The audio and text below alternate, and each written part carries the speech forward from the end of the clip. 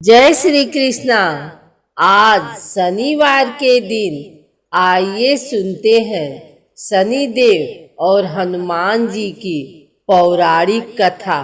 आखिर क्यों शनिदेव हनुमान जी के भक्तों को कष्ट नहीं पहुंचाते हैं। शनि के नाम से ही हर व्यक्ति डरने लगता है। शनि की दशा एक बार शुरू हो जाए तो 7.5 साल के बाद ही पीछा छोड़ती है।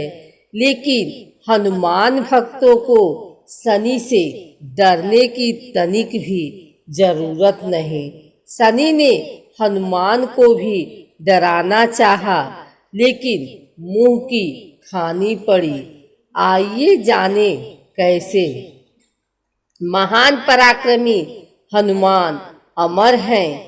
पवन पुत्र हनुमान रघुकुल के कुमारों के कहने से प्रतिदिन अपनी आत्मकथा का कोई भाग सुनाया करते थे।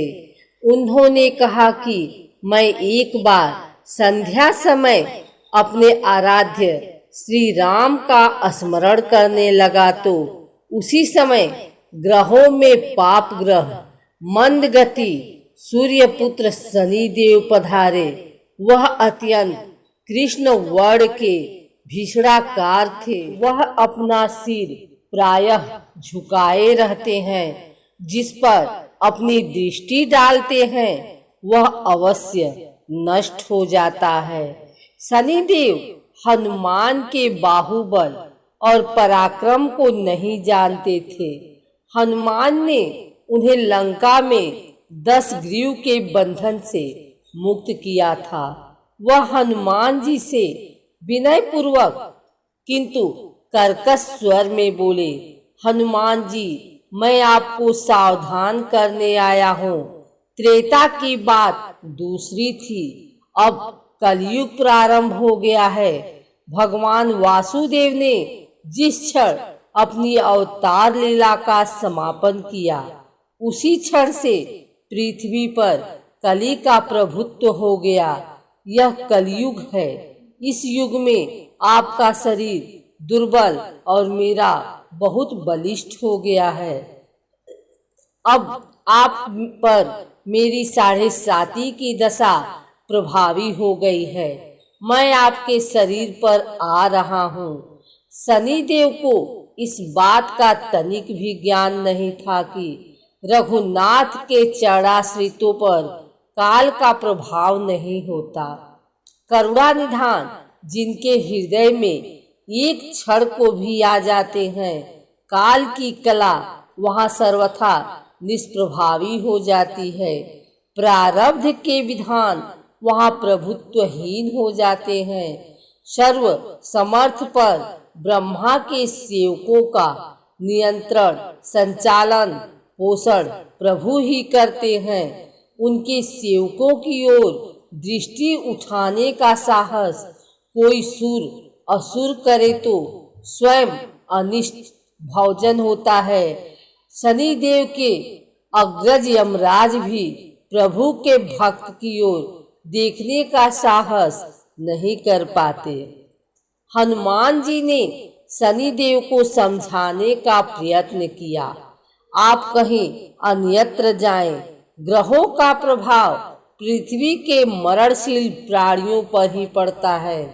मुझे अपने आराध्य का स्मरण करने दें। मेरे शरीर में श्री रघुनाथ जी के अतिरिक्त दूसरे किसी को स्थान नहीं मिल सकता। लेकिन शनिदेव को इससे संतोष नहीं मिला। वह बोले, मैं सृष्टिकर्ता के विधान से भी विवश हूँ।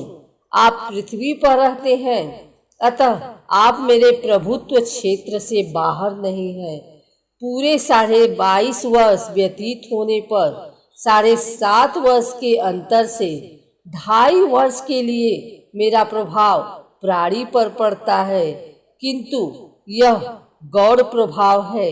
आप पर मेरी 7.5 आज इसी समय से प्रभावी हो रही है। मैं आपके शरीर पर आ रहा हूँ, इसे आप टाल नहीं सकते। फिर हनुमान जी कहते हैं, जब आपको आना ही है तो आइए, अच्छा होता कि आप मुझ वृद्ध को छोड़ ही देते। फिर शनिदेव कहते हैं, कलयुग में पृथ्वी पर देवता या उपदेवता किसी को नहीं रहना चाहिए। सबको अपना आवास सूक्ष्म लोकों में रखना चाहिए। जो पृथ्वी पर रहेगा वह कलयुग के प्रभाव में रहेगा और उसे मेरी पीड़ा भोगनी पड़ेगी। और ग्रहों में मुझे अपने अग्रज यम का कार्य मिला है। मैं मुख्य मारक ग्रह हूँ और मृत्यु के सबसे निकट वृद्ध होते हैं, अतः मैं वृद्धों को कैसे छोड़ सकता हूँ। हनुमान जी पूछते हैं, आप मेरे शरीर पर कहाँ बैठने आ रहे हैं। शनिदेव गर्व से कहते हैं, प्राणी के सिर पर। मैं 2.5 वर्ष प्राणी के सिर पर रहकर उसकी बुद्धि विचलित बनाए रखता हूँ। मध्य के 2.5 वर्ष उसके उदर में स्थित रहकर उसके शरीर को अस्वस्थ बनाता हूँ। वह अंतिम 2.5 वर्ष पैरों में रहकर उसे भटकाता हूँ। फिर शनिदेव हनुमान जी के मस्तक पर आ बैठे तो हनुमान जी के सिर पर खाज हुई। इसे मिटाने के लिए हनुमान जी ने बड़ा पर्वत उठाकर सिर पर रख लिया। शनि चिल्लाते हैं, यह क्या कर रहे हैं आप। फिर हनुमान जी कहते हैं, जैसे आप सृष्टिकर्ता के विधान से विवश हैं, वैसे मैं भी अपने स्वभाव से विवश हूँ। मेरे मस्तक पर खाज मिटाने की यही उपचार पद्धति है और आप अपना कार्य करें और मैं अपना कार्य। ऐसा कहते हैं हनुमान जी ने दूसरा पर्वत उठाकर सिर पर रख लिया।